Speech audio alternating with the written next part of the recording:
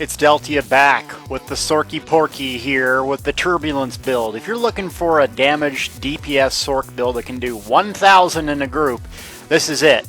This giant here I'm nuking, I'm going to pull 900 damage solo with an ultimate and potions, and we're going to teach you how. Stay tuned.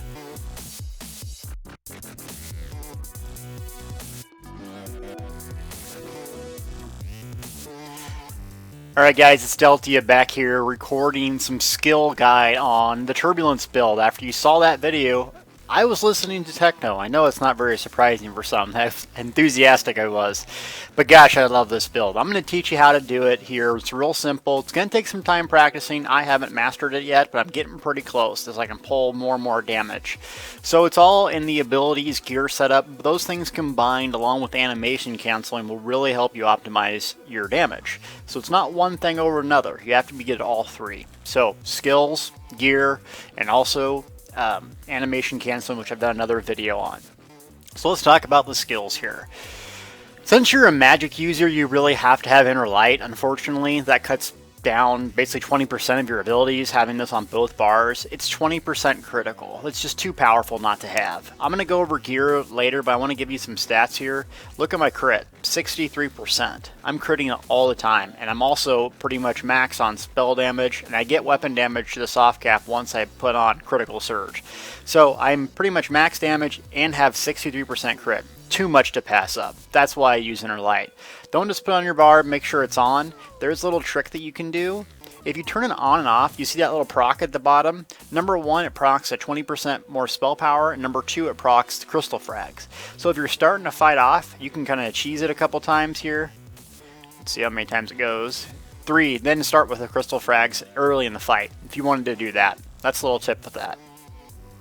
Crushing Shock. This is our main DPS ability here. It's 28 meter range, low magic cost, and it has a chance of doing 3 status effects.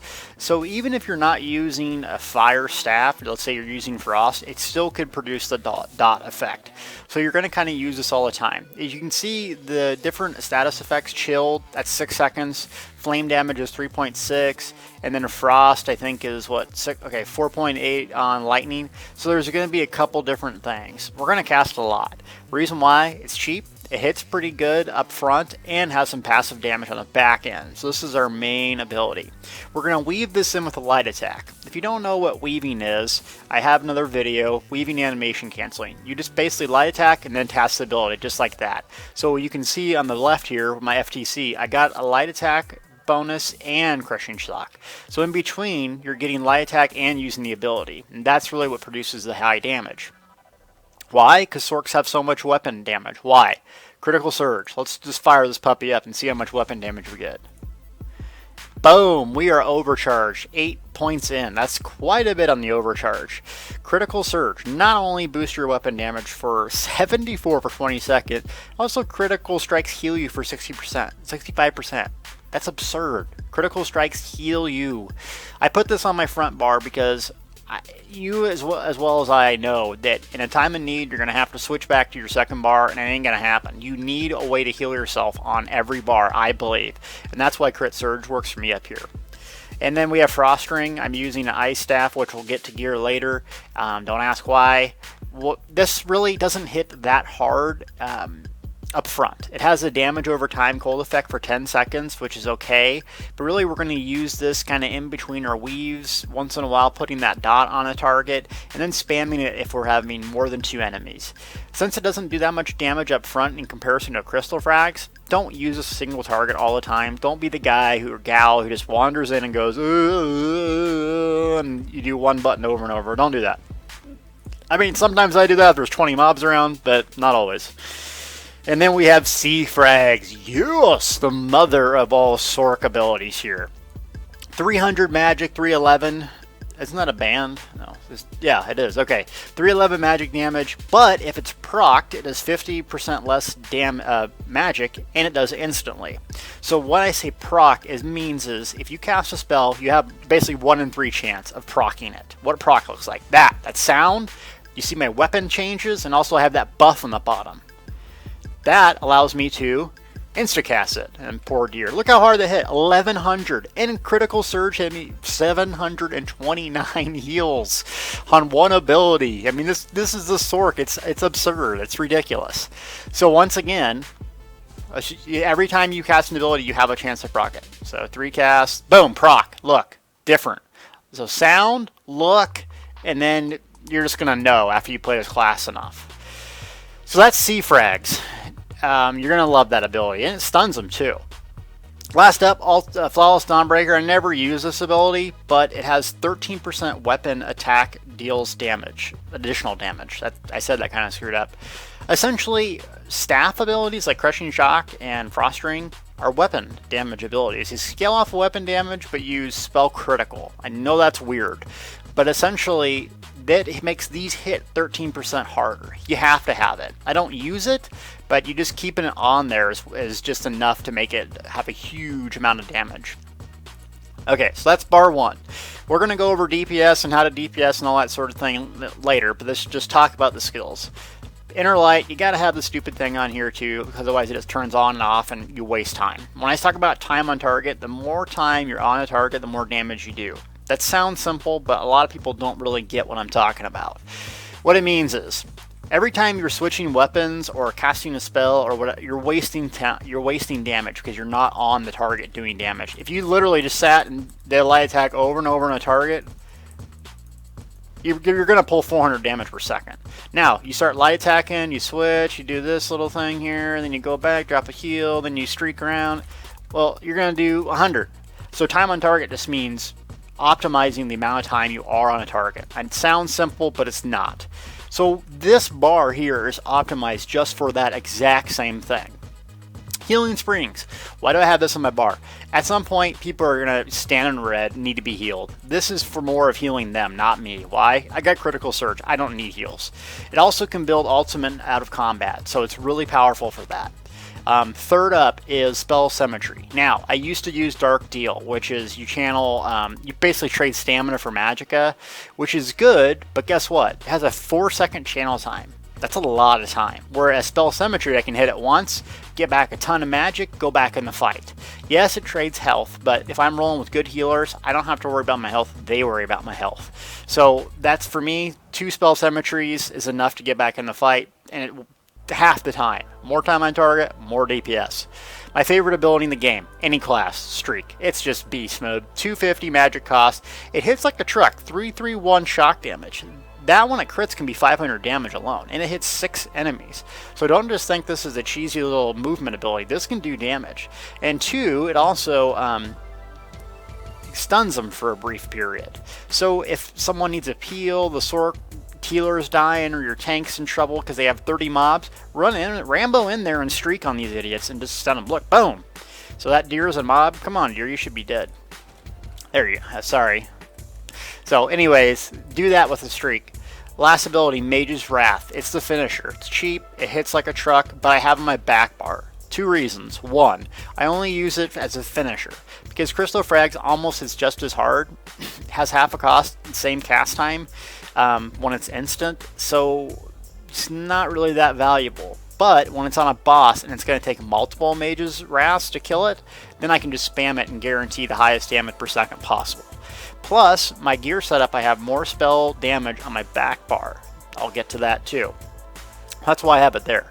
Two ultimates you can use. Number 1 is Absorption Field. It's too powerful not to have on a Sorc, because it stuns enemies, it silences them, and it stores some of the health for each spell dispelled. Now, the health return's not that great. What's really great here is getting that, controlling and stunning people for 11 seconds. That's a lot of DPS. So you're doing 1,000, that's what, 11,000 damage, times that by 3 people in your party. You know, things are going to die maybe within just this Absorption Field. Something people don't think about with Absorption Field is Exploitation. Increases critical strike by 15% when attacking enemies affected by dark magic. So yes, that includes Absorption Field. So you can use this offensively and defensively. Offensively, get tons of crit. Defensively, stops from casting. Great in PvP or PvE. Now, if you're rolling with 2 Sorcs, one should be using the Greater Atronach. I didn't think this ability was very good until someone explained it, that it adds so much DPS to a Sorc. Number 1, low ultimate cost. It lasts for 27 seconds. That's a lot. It basically can do probably about 200 damage a second. And if you keep it up in a big party, you're looking at, you can probably pull 1200 damage per second if you're the Sorc using this. If you're in the Gate Sorc, you're looking at 900, 1000, depending. So it just depends on what your party is like. This is the skills that I roll with. So now let's talk about gear and how I optimize my damage and how I get it so high.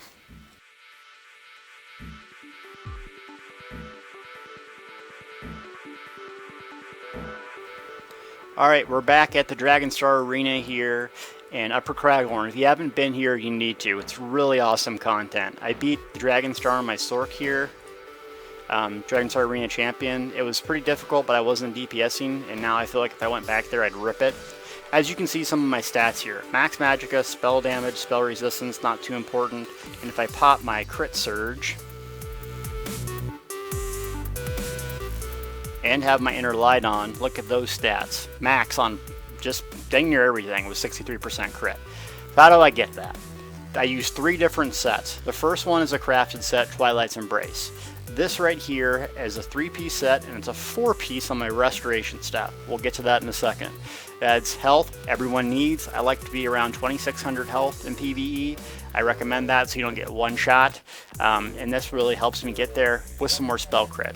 When I'm using my restoration staff, it gives me spell damage. Why do I need spell damage? Remember early in the video, Mage's Fury, more spell damage for the finisher, hits harder. Yes, you're losing out on crit, but you want to hit really, really hard.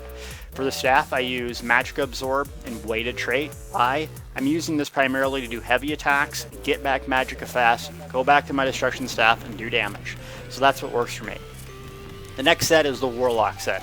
If you haven't tried to Sorc with the Warlock set, you need to. When this flood hits you at 750 magicka back, you combine that with a potion for around 500, you're looking at getting back 1200 magicka every minute. And if you use potions on cooldown, maybe even 1500.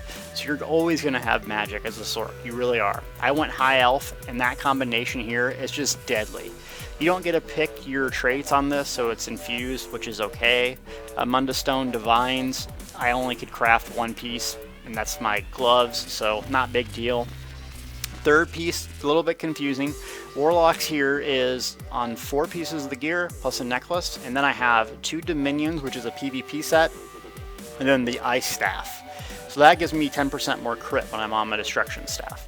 I didn't craft a new enchantment because I really like the damage bubble and it deals some more cold damage. I PvP a lot, so the slow is really advantageous for me. They came out with the VR14 staff, which I need to get, but it's, 500,000 AP or something to get that in the ring. So I'm going to replace that, and then the gear will be optimized. I wear an outfit, otherwise it looks stupid, so that's why I have that. I really don't like that. Now, with that being said, that's my gear setup. That's how I get so much damage. You really need to use consumables to optimize your DPS. Consumables, there's food and potions. The food that I use for PvP specifically is health, magic, and stamina. You're going to need a dodge roll and use stamina to block, so it's advantageous to use it like that. Really for PvE, max health and magicka is just fine, and it gives a lot more since you're cutting out that 3rd stat. So to get really high health and magicka, use that. Now for damage, I use the spell power critical and magicka thing here. They go about 10k, 9k a stack. So if you want to buy them for 100. It gets expensive, but if you want to be the top, you got to do it. And then my oh crap heal here is Fantasy of Health, Stamina, and Magicka. Just boom, floods in, and those go for same price, 8, 9, 10k a pop. So make sure you're prepared and have some of this stuff in there. Don't be the guy that comes in there and doesn't have prepared, because if you really want to pull the top end numbers, you're going to have to really mean it. And these optimize every little detail. So that's this part of the video. Let's get into actually how I DPS and walk you through it. Elder Scrolls, if you ever watch one of my videos, please add target dummies, because this going out here to the Rift and fighting giants endlessly to test DPS doesn't get fun. But since that's really the best place to test out your DPS and talk about things on a single target, that's what I'm going to do. So as far as DPS rotations go, it's pretty easy. Like I said earlier, I'm using bar 1 my destruction staff, obviously. First thing you do, buff up with crit surge. I hear a proc already in the crystal frag, so I'd start with that. Your number 1 priority is 1, keeping crit surge up. 2, using crystal frags whenever it's up. 3, keeping Crushing Shock up on the target. 4, making sure you have a little dot once in a while that does last 10 seconds on the mob. So once you have enough ultimate, you drop your ultimate. Once you have a spell power potion on cooldown, you keep using that. So ultimately you're using 2 or 3 abilities is all, but they're all on a different timer. So your brain has to constantly go in and out of what ability needs to be up next. That's why it gets a little hard. Paper doesn't sound too bad, but it takes a lot of practice to get really good at it, and I still need more practice. So let's talk about it here. I'll just do it and then talk through it.